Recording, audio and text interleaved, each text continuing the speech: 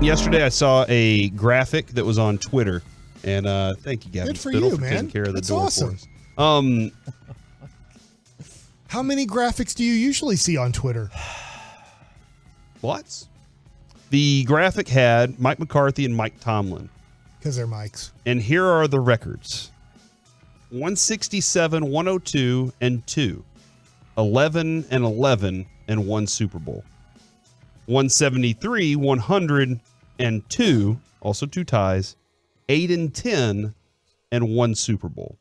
Okay. And then the question was, and again, I want everybody to understand, I'm not trying to start a fight here. I'm just trying to have this conversation because Mike, whenever we talk about Mike Tomlin, I think all three of us are like, I'd absolutely take him as the head coach. Hell yeah. 100%. Gets the most out of his team every time. And Kevin, the other day I asked you why you wanted to move on from McCarthy. Now this was off air, so do you want to continue? You want to go with that?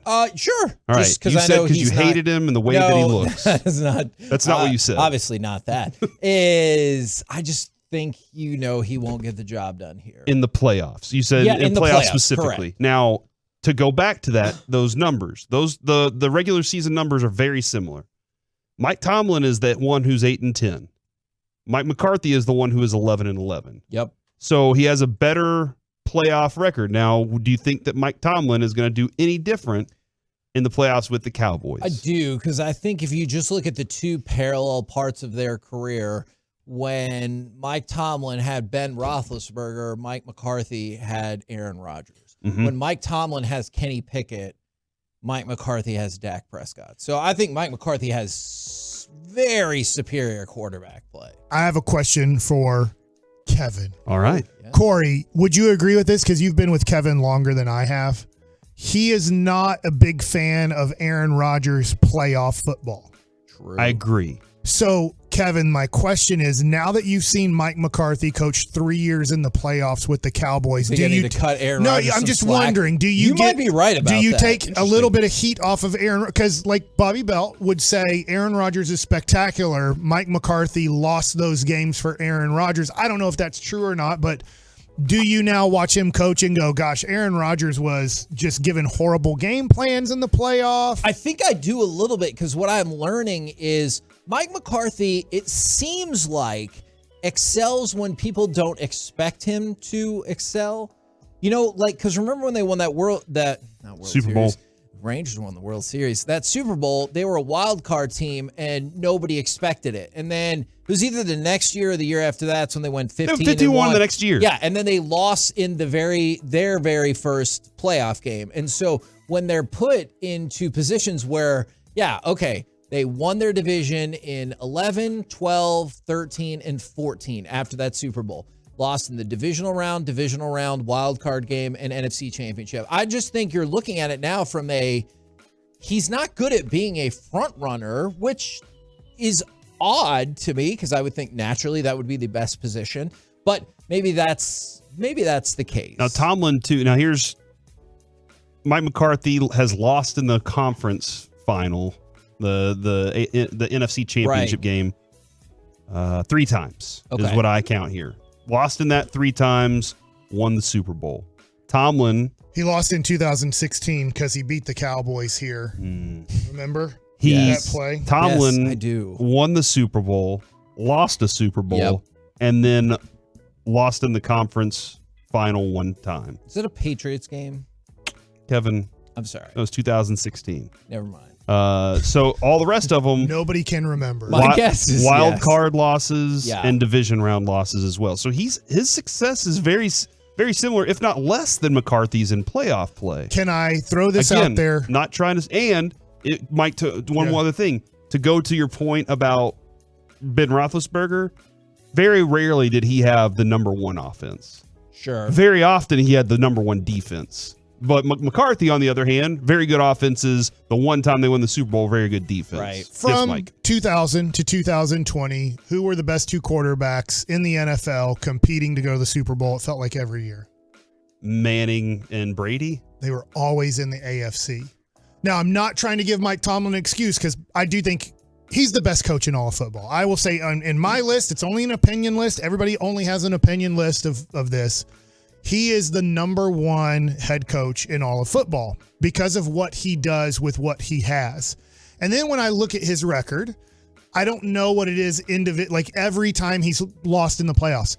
But Ben was great. But when you have Peyton Manning and Tom Brady, it's kind of like when Dirk had Shaq and Kobe and Tim Duncan and Parker Ginobili. Like, to get through the West was almost impossible. Nothing against Jason Kidd. Jason Kidd making the 2 NBA finals on the New Jersey Nets. He had to go against nobody to get there. Like, it was just a weak conference in general.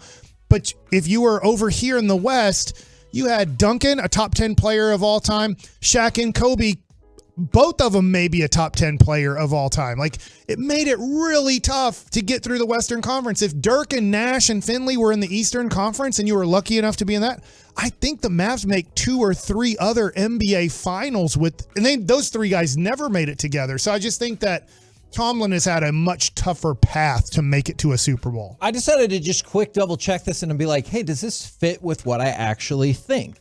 Is how many times have they had a team where the Steelers? Yeah, okay. the Steelers and that is true. I just focus on when Mike McCarthy came to the Cowboys. Gotcha. So I might need to switch it up. How many times do they have a team that had more than 10 wins? Mike Tomlin, 6 times. And when that happened, they won the Super Bowl, lost the Super Bowl, lost in the AFC Championship game, and then 3 below that. For Mike McCarthy, they made 0 Super Bowls in his 5.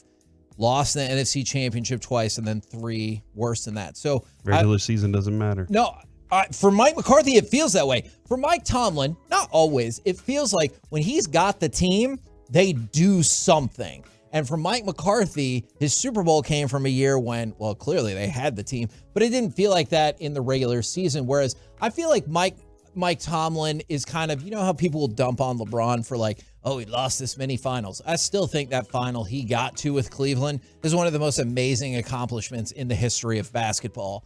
And that's what I think of as Mike Tomlin, is he goes as far as you can, whereas Mike McCarthy, not necessarily. There was one other line that you guys had said, and it is regarding the locker room of Antonio Brown and some of the chaos. Amazing. And Mike McCarthy's doing this with Jerry. So that's his chaos that he has to deal with. And look, that's very fair. Have I been trolling this week? Yes, I have been trolling this week.